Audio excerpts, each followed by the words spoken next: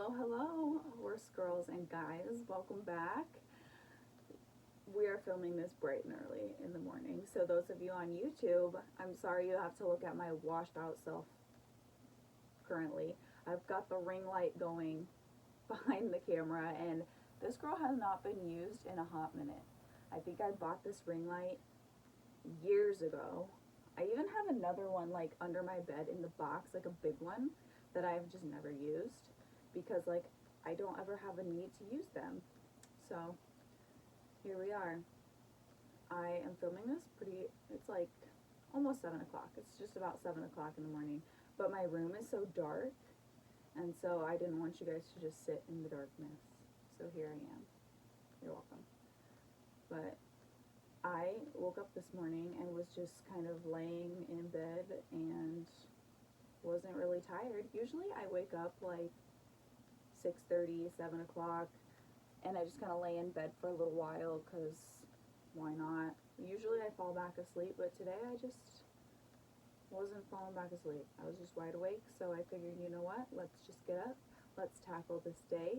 I'll start my podcast early, and we'll get a head start.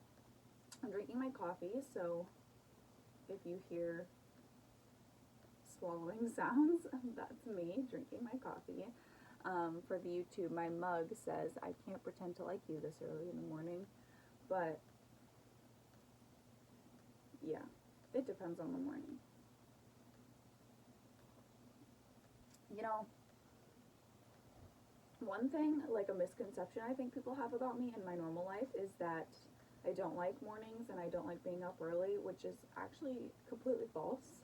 I do enjoy waking up early in the morning, but it's different when you have to wake up early just to go to work, because then it feels like a waste of my morning. Like, I love slow, chillax mornings where I can just wake up at a reasonable time, like 7 o'clock. It's usually when I like to wake up. I can look outside, see the sun coming up. I can listen to the horses eat. It's cool out. And it's just like one of those things. Like, it's so relaxing just having a slow, easygoing morning. I'm there for it. Love it. And I get to just sip on my coffee. It's when you have to get up early and then get dressed, go out and do chores, go to work, and just immediately jump into your day. It's like I just woke up, like literally an hour ago. I'm still like in that groggy phase and the slow phase, you know, and I like to just enjoy that. I don't like to have to hustle in the morning. I mean, these people that go to horse shows at like 4 a.m., like are waking up that early, that's, yeah, not for me. Not my thing. But if I just get to wake up early to hang out, I'll probably be there. I actually get really angry at myself. I don't know if anyone else is like this for waking up too late. I had a roommate a couple years ago, maybe only a year ago, I don't remember. But sometimes she would sleep until like 11 or noon. And when she would get up, I'd be like, girl, it's like dinner time. I mean, what did you do all day? You just slept all day, and I can't be one of those people. I can't do it. I will get angry with myself, like I said. Honestly, if I wake up past like 9 o'clock, I'm usually kind of angry with myself because I've just wasted those hours of the day sleeping when I could be being productive. I could be enjoying the weather, the horses, and like especially the weather, like all summer. It is very important to me to make sure that I am utilizing every day. I just realized it's September 1st. Oh my gosh. Ugh. Okay, we'll come back to that. But during the summer, I like to make sure I am utilizing every single day because I know that when cold weather comes around, I am just going to dread it, and I'm going to kick myself for all the things I didn't get done outside this summer. So I want to make sure I'm utilizing as much time as I have every single day to get all my projects done outside. And then when I wake up at like 10 a.m., I'm like, oh, why? Like, why did I need to sleep for those 3 hours? That was unnecessary. But sometimes your body just needs more sleep. Sometimes it does. But I should see how this microphone picks up my drinking noises. I think it was Monday that I talked about those eating videos that I keep seeing on YouTube and Instagram of people that just like eat on camera or into their microphones, and they get like all these thousands of views, and I just am appalled and astonished that that is all I had to do to get famous, was just eat in front of my camera. Same thing with like those toy review channels. Like that kid, I don't know what his name is, but he's got this toy review channel, and he's got millions of subscribers and stuff. He's probably making all kinds of money, and all he does is just play with toys and review toys. It's like, y'all, we didn't have to come up with anything creative. Like, this is all we could have done. We could have been set. But here we are. We're talking about horses, which is fine. I can talk about horses all day. But some updates in the last couple of days. My toe, still very sore, still hurts like to bend it and stuff, but it feels pretty good. Like, I can walk on it all day and be totally fine. Sorry. In other news, I dropped a telephone pole on my foot. My other foot, that hurt a lot. I actually contemplated if it was broke. It was a couple days ago. It's doing good now. The first day, like, I dropped it on my foot, and like I had to sit there for a few minutes because it really hurt. And then like after a little bit, 10 or 15 minutes, I just kept working outside, and it hurt, but it was okay. I could walk on it and stuff. That night, oh my gosh, like after coming back inside, I don't know if it was just because like I had dropped it on my foot and then like kept working outside, but when I came back in like around dinner time and stuff, oh man, did it start to hurt really bad, like really bad. I could not put hardly any weight on it. Just like sitting down, it would have hurt awfully. And then when I went to bed, that was probably the worst pain when I went to bed.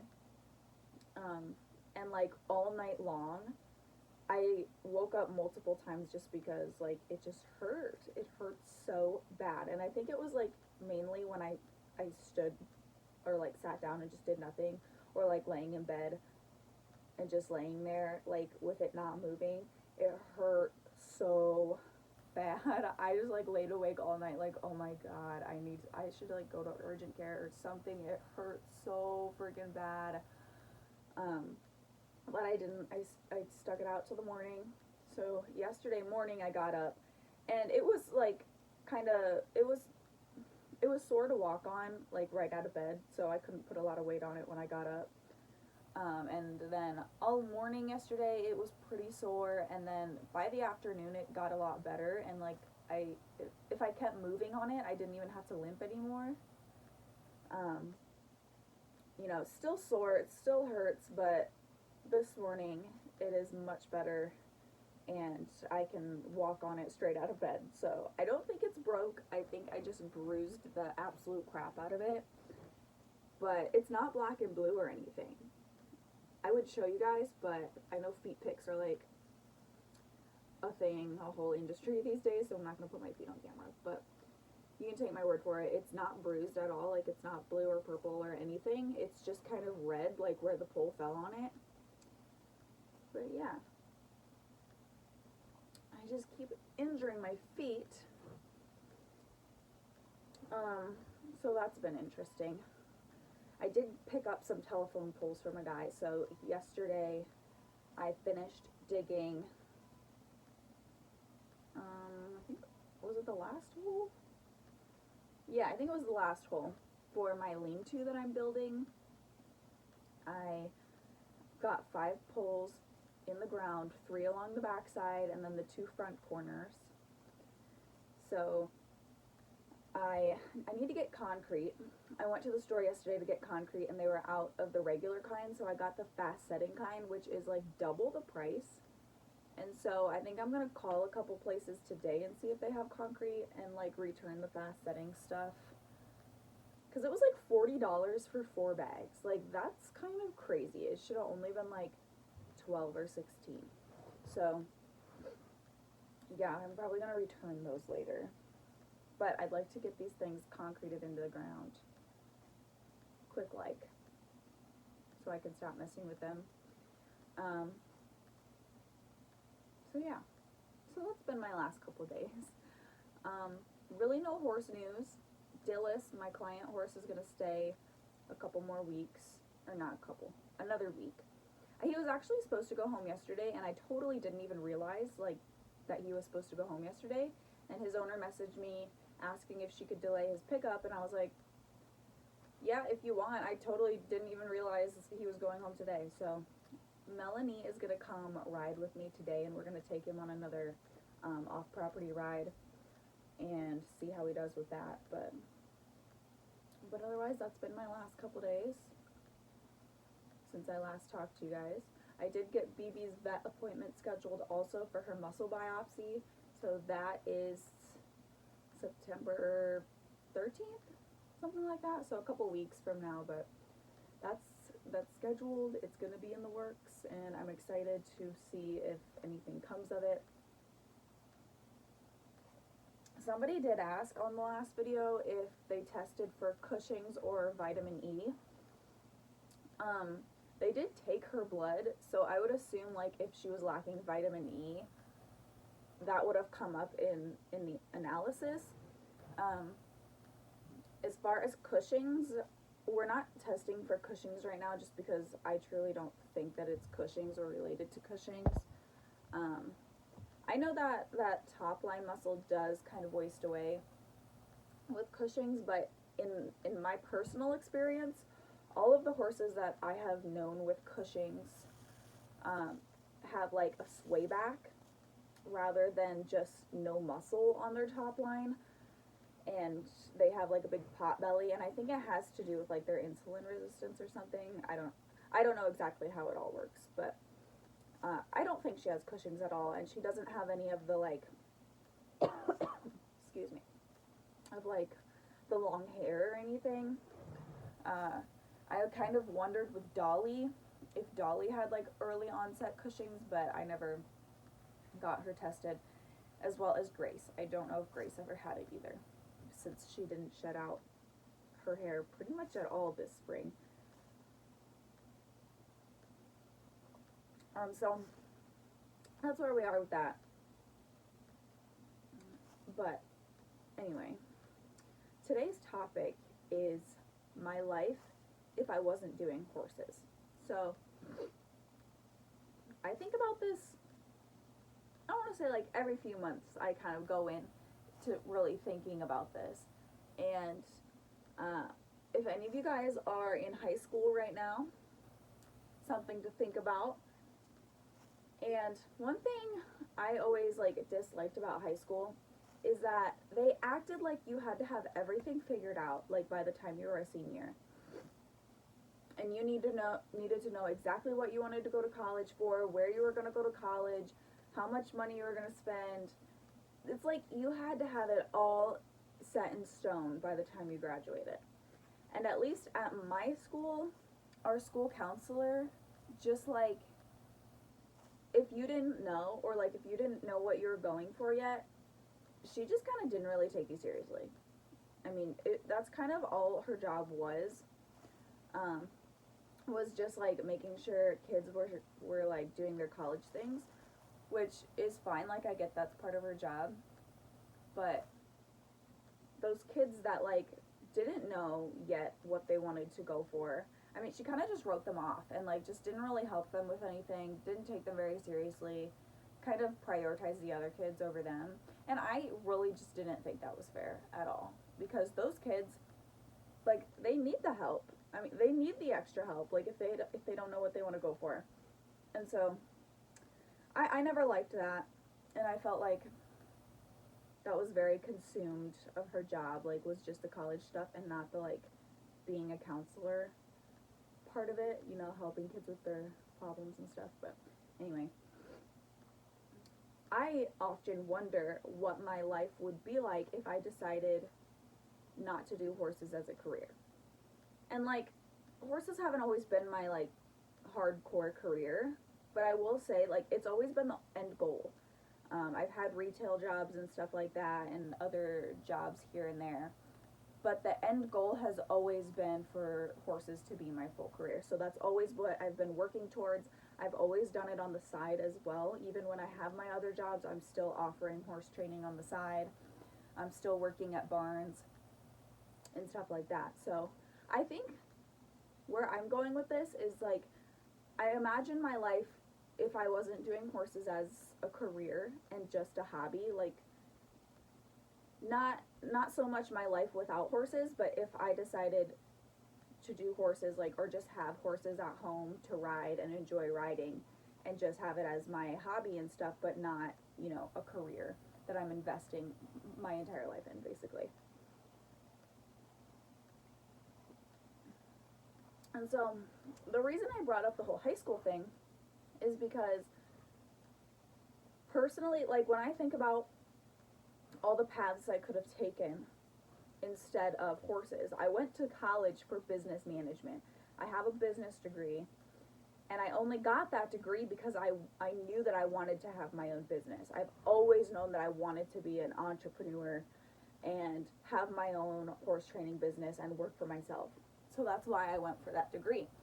But when I think about all of the things now, like that I would love to do if horses didn't top everything else, the whole list of all the stuff that I would love to do as a career, I never got into those things until after high school. Like in high school, I didn't really have a whole lot of hobbies. My horses, and then I liked to do like crafts, like DIY type of things, because my mom liked to craft as well, so I would do that type of stuff.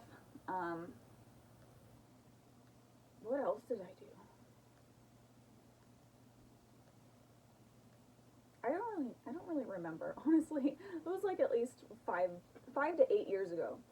Um, but all of like my current hobbies that I really enjoy, I got into after high school. So if I wasn't doing horses, or if I didn't want horses as my career, I could have done so many things. I could have gone to college for like plant science, like horticulture or nursery gardening. I love plants, you guys.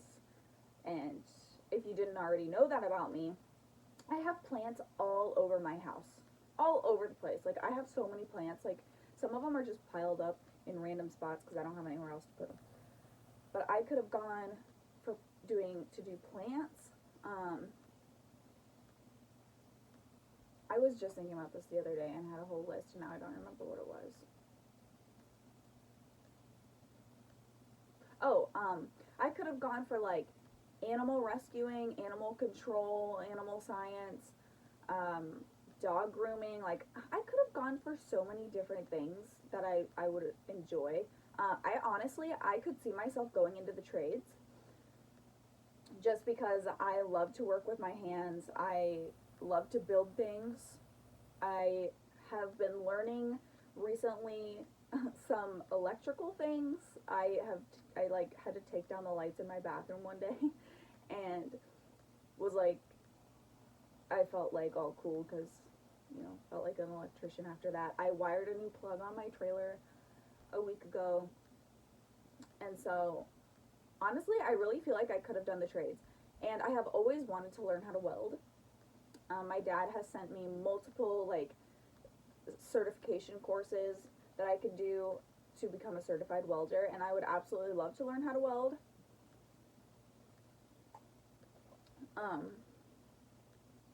I don't know what it's called, I guess, but like redoing my trailers and like refurbishing them or like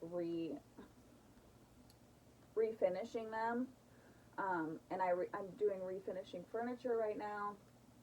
I could have gone for all kinds of things. Like, there are several career paths that I could have taken that I felt like I would have enjoyed.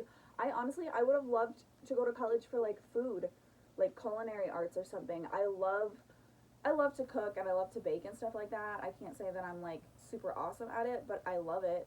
I would have loved going to college as like a fitness coach or a health coach. I've always been very invested in like health and diet and exercise. Like I weightlifted forever. I would still weightlift if I had a garage to set up my weights in.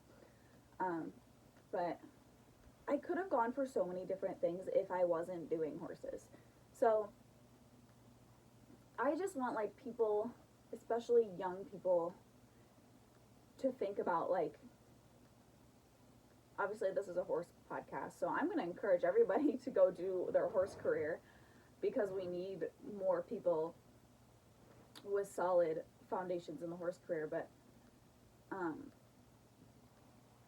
you don't have to have it all figured out, especially like I know I have a lot of young listeners. If you're in high school or even if you're out of high school, like fresh out of high school, like you don't have to have it all figured out by the time you're ready to graduate. And that was always so frustrating for me because I would see the kids that weren't set in stone at what they wanted to go into, and I was like, we are only 18 years old. We have our entire lives. We have like 60 years to live yet. I mean, we don't have, why do we have to have this all figured out right away? And then a lot of kids go to college and get their degree in something and then they don't even use their degree. Or in like 10 years they want to go do something else because they're not interested in that anymore, or they don't want to do that anymore. And like, just, if you're graduating soon, or if you graduated last year, whatever, you don't have to have everything figured out right away. Like, think about it. I mean, let yourself grow out of high school a little bit if you want to. I mean, if you already know what you want to go for, that's great too. But if you don't, like, I developed all these different hobbies like after I graduated high school. Like, I didn't really have a lot of interests when I was in high school because I didn't have time to have these interests. So yeah, I guess what I'm trying to say is I don't like the pressure society puts on seniors in high school to know what they want to do for the rest of their life by the time they graduate. I mean, you have your entire life ahead of you. Why is there so much pressure to be put on those kids to have it all done now? I mean, jeez. So that's my thoughts on the matter. If I wasn't doing horses, I really think that probably like health coaching or something to do with fitness probably would have sparked my main interest. Excuse me. Just because that has always, even when I'm doing these other things and working on all these other things and I'm busy in my life, like I still like prioritize my diet, and I have always still made time to work out, and like I really think that taking care of your body is so important. So yeah, I really would have liked to go into that. Some parts of me wish that I would have went to like a horse college.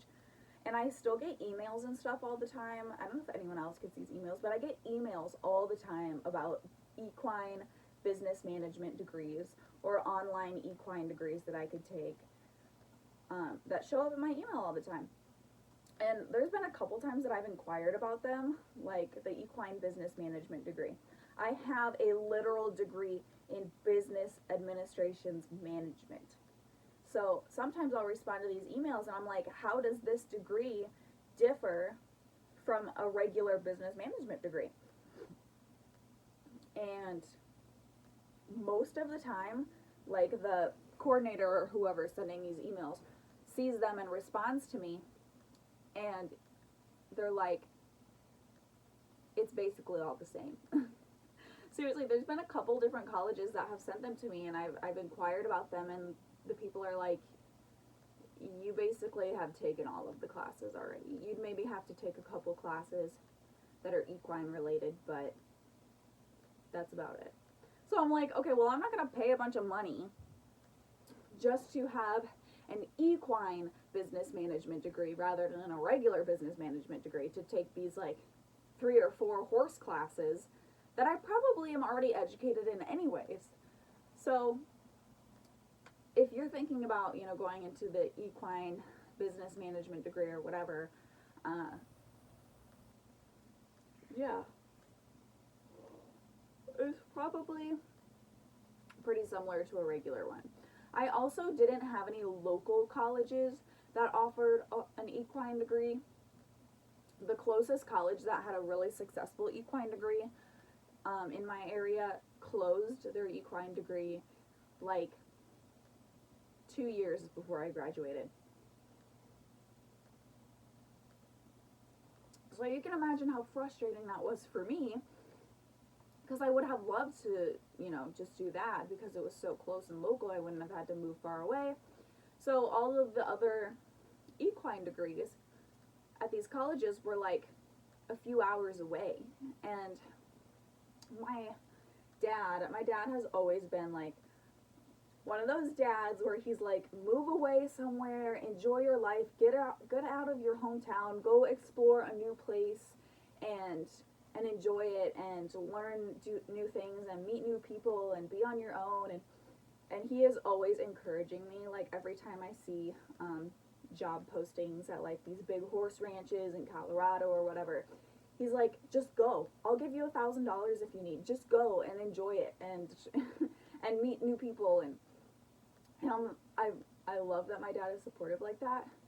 But the reason like I never have really went anywhere is because of all of my responsibilities here. So if you want to do that stuff and you don't have your own horse yet, do it while you can. Because I've always had like all these horses sitting around and stuff, and I've never had the opportunity where I can just get up and leave somewhere for months on end and go explore, new places like that. Because I've always had Soccer and Sugar, and then I started getting more horses to train and whatnot. So, oh man, you could tell I'm waking up because I keep yawning.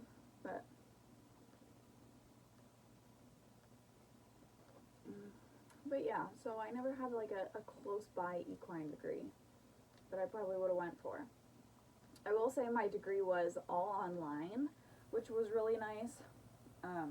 If if you're looking into that, I did like I said, the AAS business management degree, and the college I took it at was offered completely online.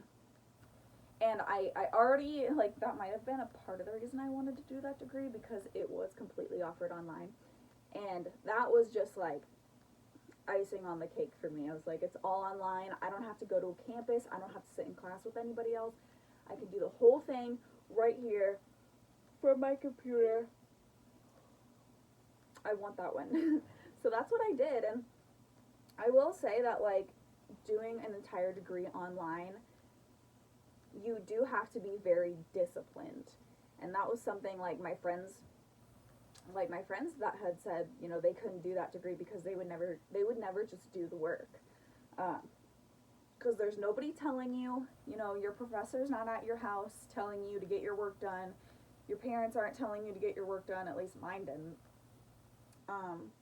You just had to be responsible enough to get on every day, look at your calendar, make sure that you're studying, make sure that you're doing the work, because, like, the work is there. I mean, the tests and stuff are there on the computer, and, like, you can look at them early, or you can take them early, but, I mean, it's gonna come back to bite you in the ass if you didn't study for them. So if you're just sitting at home on your couch and you're not studying for them, if you're not, actually reading the chapters and the workbooks and whatever, you're still just gonna fail. So I had to be very disciplined. I had to, keep at myself and make sure that I was actually working and doing the required materials so that I would get a good grade and would pass, because otherwise I just wouldn't get my degree, and that would be an entire waste of money and time.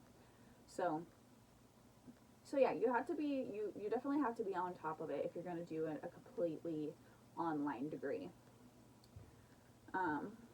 My computer's gonna stop recording here in like 15 seconds, so I'm just gonna wait this out, drink my coffee,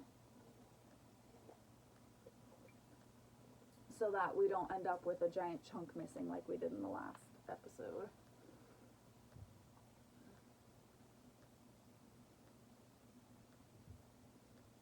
Okay. That one stopped. Okay, we're back.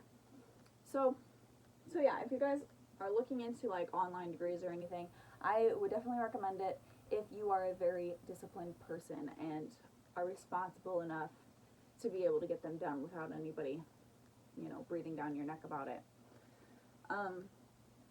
But aside from that, that's pretty much what my life would be like if I didn't have horses, and if I wasn't doing horses as a career. And I would probably have so much more money, but I'd probably be a lot less happy. So, maybe not. I mean, if I went into something that I really, really did enjoy and was passionate about, just as much as horses, I would probably be okay. But when I work with horses, and like when I help these animals and I teach the animals, and like, especially like my project horses that I buy so cheap because like they're just not valuable. I mean, like Mojo, that I had a couple summers ago, he just wasn't a valuable horse. He was an older horse. He was a stud. He wasn't broke. He really didn't know anything, and so like he just wasn't a valuable horse. And so those are the horses that I fear that are just going to get put into the meat market or go on a meat truck somewhere. And I know not everybody is against horse slaughter, but I was able to buy him super cheap. I rode him for a whole summer, put a lot of time on him. He was an awesome pony. He was the sweetest, most polite, most gentle stud. We gelded him. But, after that, I was able to resell him for some profit, not a lot, but, and he went to some little girl to be this little girl's step-up horse. And that's like that kind of story is like what makes all of it worth it to me. It's like, even if I'm not making a bunch of money, like I get to help these animals. I get to teach them. I get to see them learn and watch them learn and grow, and then they get to go off to be good homes. And now that horse is going to teach this little girl the ropes on horsemanship and how to move up and have a little more challenging horse. And yeah, I was really happy for him. He was the absolute sweetest horse. If I had a use for a pony, I would have kept him 100%. I say that like about all the project horses, but seriously, he was so sweet.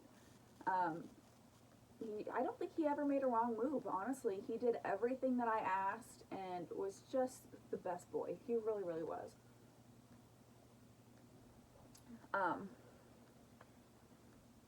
So like, that's the type of thing that's why I really love doing this job. But, anyways, let's get into a question of the day. So, or a comment of the day, I guess. They're not all questions, but somebody commented on my last vlog. If you guys didn't see, me and my friend Melanie went on a big trail ride. And somebody had asked, because we spent the night at this trail ride, we camped overnight, asked what do we do with the horses for the night? Do they stay in the trailer like a tie stall? So I do want to do like a whole episode on horse camping and camping with your horses and advice and whatever. But for this particular trail ride, no. They didn't stay in the trailer, but they stayed tied to the trailer. So when you don't have access to like stalls or anything like that, that's just what we do. We just tie the horses to the trailer and they stay tied overnight. And when I first started doing that, I was a little bit worried just because like that's a long time to stand in one spot. But then I look at my horses outside and they stand in the same spot all day long. So I'm like, well, they're already used to standing for hours. And, none of my horses have ever had issues with it. I mean, I keep Sugar on a pretty long tie line. Like, I usually tie her up pretty long so she can have more room because I know she's not going to get stuck or anything.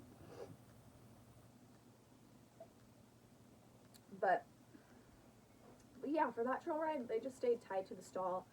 I like going to campgrounds where they have stalls, but not all of them do. So sometimes you have to just tie your horse to a hitching post if they have posts there.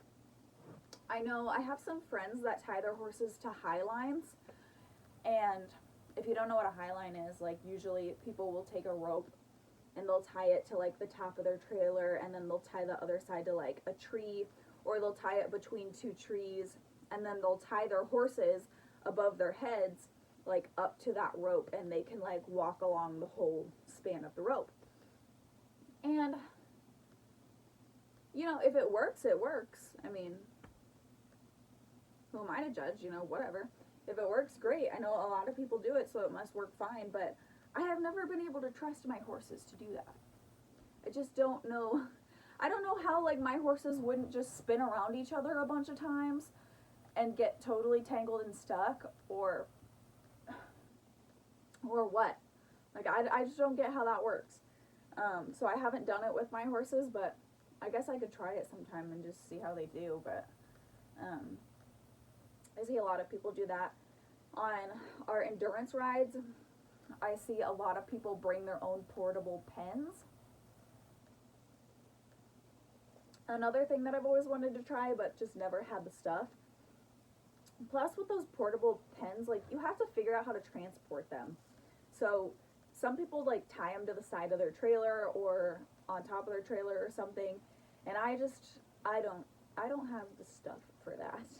But some people will bring, you know, portable like pens made of PVC, or just like small. Actually, I see a lot of people nowadays that just bring those little sticks, and then they bring a hot wire and a fencer, and they just set up a little hot wire pen for their horse, which seems like a lot of work if you're just going to be there for like a night or two. If you're going to be there for a week, sure. Like just spend a little bit of time and set up a little pen for your horses. But for me, I'm like, I ain't bringing a whole fencer and fencing sticks and the wire and whatever to set up a little pen. But those little portable panels that are made out of like PVC pipe or plastic, whatever they're made of, I don't know. You know, those I can understand. You just have to have the space to be able to transport them, which I don't have because I don't have a massive trailer. So that's my only pet peeve with those. But yeah, usually my horses just stay tied to the trailer if they don't have a stall, or tied to a hitching post. And honestly, it's worked out fine. It's honestly really good for your horses too. Like, it's good practice for them to just stand somewhere and stand tied for a while. So I really don't mind. And I just make sure they have plenty of hay and stuff to do. So yeah. That's all we do with them. But I think that's all I have for today, guys. I'm at 38 minutes. So I'm probably gonna go ahead and wrap this up. Let me know what other topics you guys have, or suggestions you guys have for things you want to talk about in the podcast. I have a whole list of topics on my phone. I think I have, like, I do want to do an episode all about camping with your horses. So if you guys have any questions about camping with your horses, or experiences you want to share, or advice you want to share, definitely leave it in the comments below, because I'd totally include all that. I have one on like clicker training and talking about clicker training, and if you guys have any questions, I'll of course answer your questions. I think my next episode is going to be about dating non-horse guys or gals, I guess, if you're a guy watching this. But in my experience, it's going to be dating non-horsey guys and how to do that. How I manage that anyway. Not that I'm an expert, but what else do I have on that list? I'm trying to think. I can't remember. But anyways, if you guys have any other recommendations on things you would like to hear about, definitely leave them down in the comments below. Also, check out my description down there, whether you're listening on Spotify or watching the video. I've got all of my links down there. I've got my discount codes down there as well.